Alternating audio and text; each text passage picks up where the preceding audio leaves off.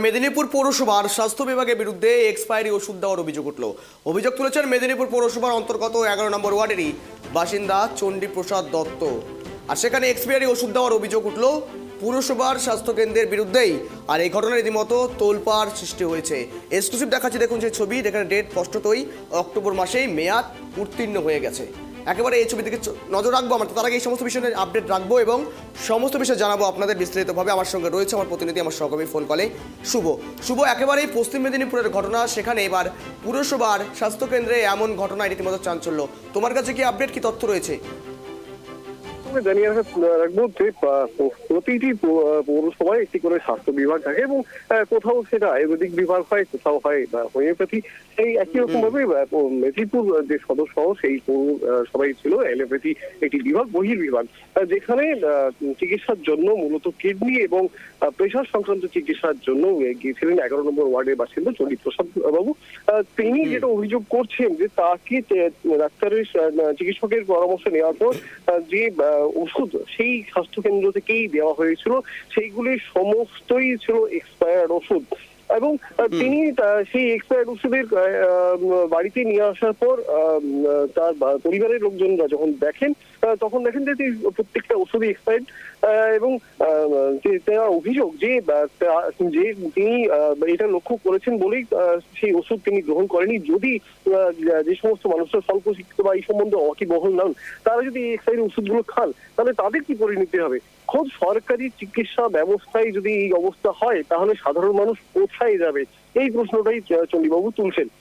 তবে এই ক্ষেত্রে জানিয়ে রাখার চেষ্টা করবো যে প্রশাসনের তরফ থেকে যেটা জানানো হচ্ছে, অর্থাৎ সৌমিন খান পৌরসভার যিনি পৌর প্রধান, তিনি যেটা জানাচ্ছেন যে অক্টোবর মাসে ওই ভদ্রলোক এসেছিলেন চিকিৎসার জন্য এবং তাকে যে ওষুধগুলো দেওয়া হয়েছিল সেগুলো অক্টোবর মাসে মেয়াদ উত্তীর্ণ হওয়ার কথা, অর্থাৎ এক্সপায়ারি ডেট ছিল।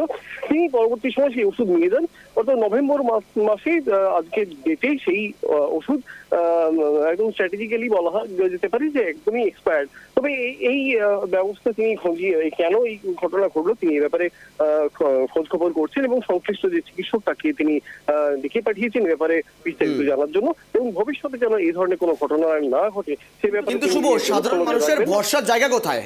সাধারণ মানুষের ভরসার ঠিক জায়গাটা কোথায়, যেখানে স্বাস্থ্যকেন্দ্র, সরকারি স্বাস্থ্যকেন্দ্রে গিয়েও এমন পরিষেবা থেকে ব্যাহত থাকতে হচ্ছে, অর্থাৎ ভুল একটা গাফিলতির কবলে পড়তো সাধারণ মানুষকে, সেক্ষেত্রে দাঁড়িয়ে ভরসা ঠিক কোথায়? একেবারে এই ঘটনার পর থেকেই সেই প্রশ্ন বারবার উঠে আসছে যে খুব সরকারি স্বাস্থ্যকেন্দ্র থেকে চিকিৎসকের পরামর্শে ওষুধ নেওয়ার পর যদি দেখা যায় যে সেই ওষুধ এক্সপায়ার্ড এবং সে কোনো রোগী যদি সেই ওষুধ গ্রহণ করেন, তাহলে তাকে তো ভীষণ বিপদের মুখে পড়তে হবে। কোথাও গিয়ে একটা প্রশ্ন চিহ্ন উঠে আসছে, তাহলে কোথায় মানুষ চিকিৎসার দ্বারস্থ হবেন? তবে এক্ষেত্রে যে নিয়ম, সেই নিয়মের ব্যাপারটা তোমাকে বলে রাখি।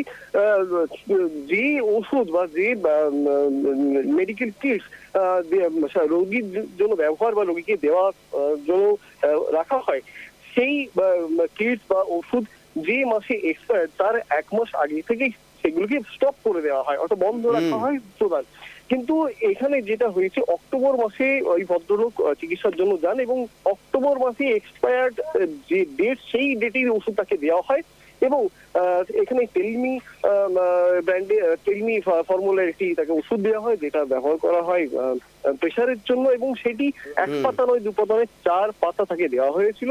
এবং যেটা স্বাভাবিকভাবে তার বেশ কিছুদিন খাবার কথা, যদি তিনি সেটা গ্রহণ করতেন, খেতেন, তাহলে তো তাকে ভীষণ সমস্যা এবং এমনকি জীবন সংশয় পর্যন্ত একেবারে গাফিলতির অভিযোগ বারংবার ওঠাছে স্বাস্থ্য দপ্তরের দিক থেকে, স্বাস্থ্য এই পরিষেবার দিক থেকে। ধন্যবাদ তোমাকে সঙ্গে থাকার জন্য। পুরসভার স্বাস্থ্য বিভাগে মেয়াদ উত্তীর্ণ ওষুধ আর মেদিনীপুর পৌরসভা স্বাস্থ্যকেন্দ্রে এমন ঘটনা রীতিমতো চাঞ্চল্য ছড়িয়েছে।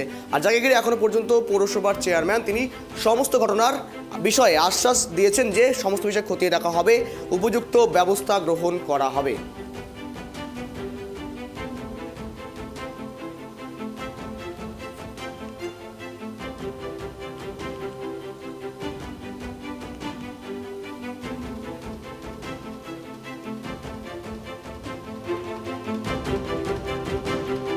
এক্সপায়ার আমাদের অক্টোবর মাসে ছিল, তো অক্টোবর মাসে উনি দেখিয়েছিলেন।